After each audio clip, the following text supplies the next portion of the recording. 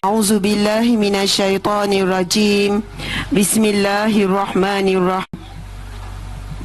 Assalamualaikum warahmatullahi wabarakatuh. Alhamdulillah, alhamdulillah, summa alhamdulillah. Alhamdulillahi rabbil alamin.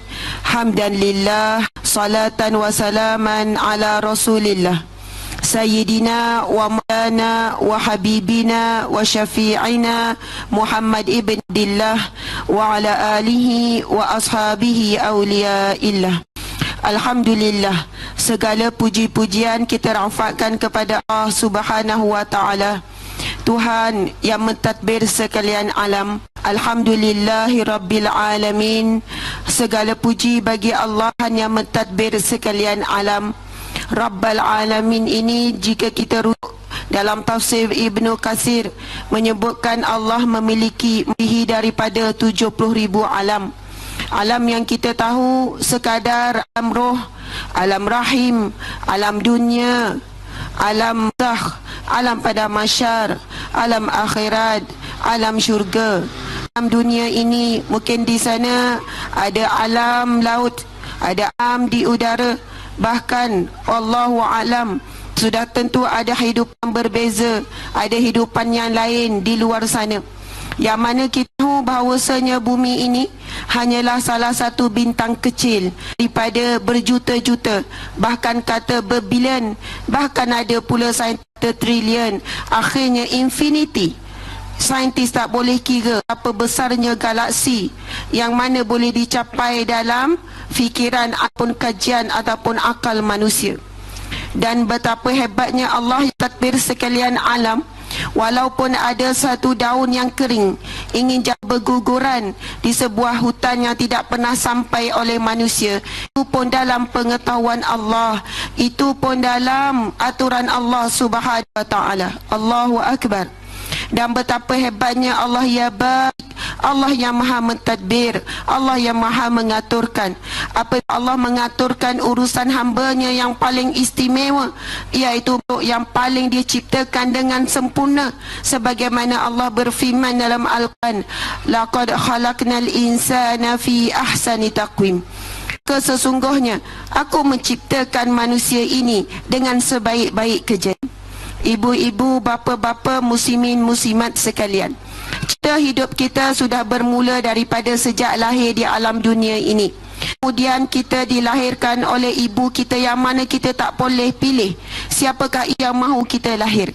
Pun begitu di sana ada anak-anak yang merasakan, kenapa dia lahir daripada ibu ni? Kenapa tak lahir daripada ibu yang kaya, bapa yang kaya?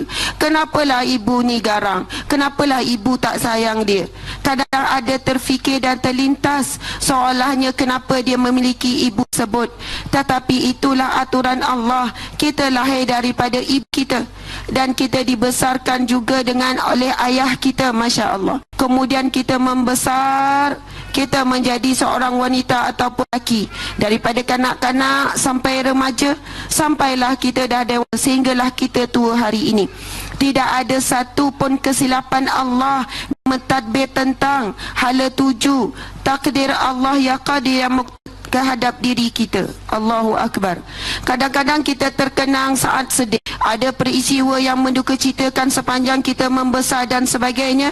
Kita percaya dan yakin bahawasanya semua itu dalam pengetahuan Allah, dalam kehendak Allah. Dan apabila kita yakin dengan Allah yang maha mentadbir dengan bijak, maka kita teruskan hidup kita dengan sabar, dengan redha, dengan kuat, supaya akhirnya kita kekal berada di jalan-jalan kebenaran, jalan-jalan menuju syurga Allah Subhanahu wa ta'ala.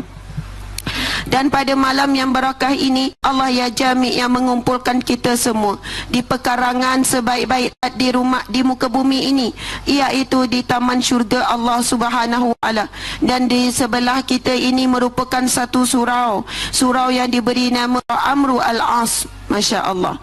Kalau kita kenal individu yang bernama Amru Al-As ini, sebenarnya saya rasa sangat hebat nama surau ni.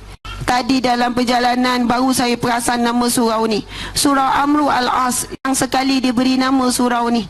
Jarang sekali masjid pun kita nak jumpa di Amru Al-As pun payah. Nak katanya wallahu alam siapakah yang memutuskan nama ni, tapi bila kita tahu siapakah Amru Al-As ini, merupakan panglima Islam yang sangat agung, panglima Islam yang sangat hebat. Beliaulah antara memimpin tentera Islam, antaranya pada tahun, saya tak ingat tahun bila, tapi dia masuk Islam sekitar tahun 8 Hijrah.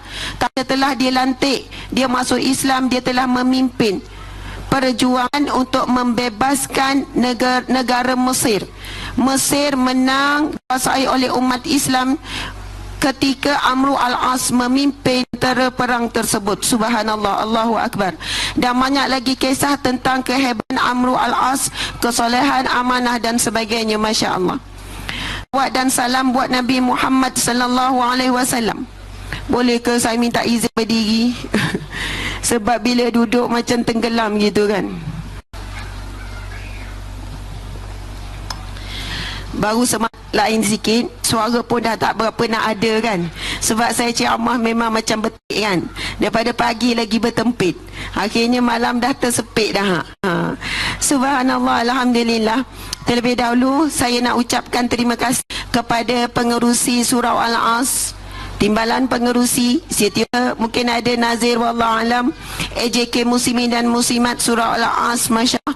Seterusnya kepada pihak yang menjayakan majlis pada malam ini, seterusnya kepada semua yang hadir di kalangan muslimin, muslimat, mukminin, mukminat, salihin, salihat, qanitin, qanitat, orang-orang taat, abidin, abidat, orang-orang yang kuat ibadah, dan moga-moga semua di kalangan ahli jannah bighairi hisab, bighairi azab. Amin ya rabbal alamin. Mudah-mudahan kita di kalangan ahli syurga Allah yang tanpa diazab akan memasuki syurga Allah Subhanahu wa taala. Amin ya rabbal alamin. Selawat dan salam buat Nabi Muhammad sallallahu alaihi wasallam. Dengan perantaraan lisan baginda lah telah sampainya risalah Islam, risalah iman, risalah ihsan yang kita nikmati pada saat ini. Dengan air darah, air keringat baginda Nabi sallallahu alaihi wasallam, para sahabat, isteri Nabi, para balu sahabat-sahabat Nabi dan semuanya telah menyampaikan Islam pada kita pada saat ini. Saya nak ucap terima kasih kepada Ustaz pengerusi majlis. Saya tengok hebat sekali Ustaz tersebut. Sebab apa? Dia hafal biodata saya. Masa dia baca tadi tu, saya tengok mana nota dia. Saya tak tahu berapa hari dia makan masa untuk hafal biodata tu. Walaupun awalnya tersilap tentang jumlah anak tu kan, tapi yang lain tu memang betul. Dia hafal mana saya belajar apa semua kan. Masya Allah. Mudah-mudahan ustaz, para imam surau ni semuanya Allah berikan kekuatan ya qawi, beri kuat untuk mengekan surau Amru Al-As. Masya Allah. Tadi pengerusi sebut tentang memohon dan meminta ataupun membuka peluang untuk kita bersedekah, untuk kita berinfak di surau ini. Ada satu hadis Nabi SAW, barang siapa yang membina masjid, barang siapa yang membina masjid, tetapi surau ini termasuk juga rumah Allah. Surau juga, kalau kita surau ini 5 waktu cukup. Ini perbincangan ulama. Saya baca dalam Linnas, sekiranya sebuah surau itu dia umpama sebuah masjid. Dia ada solat 5 waktu, dia ada imamnya, dia ada bilalnya, ada pengurusannya. Yang cuma tak ada adalah solat Jumaat saja. Dia juga dikira sebagai sebuah rumah Allah yang boleh kita iktikaf di dalamnya. Walaupun ia bukan masjid, tapi masuk je surau tersebut, yang mana cukup syarat tadi 5 waktu kali sehari ada azan dilaungkan, ada solat berjemaah yang ditunaikan.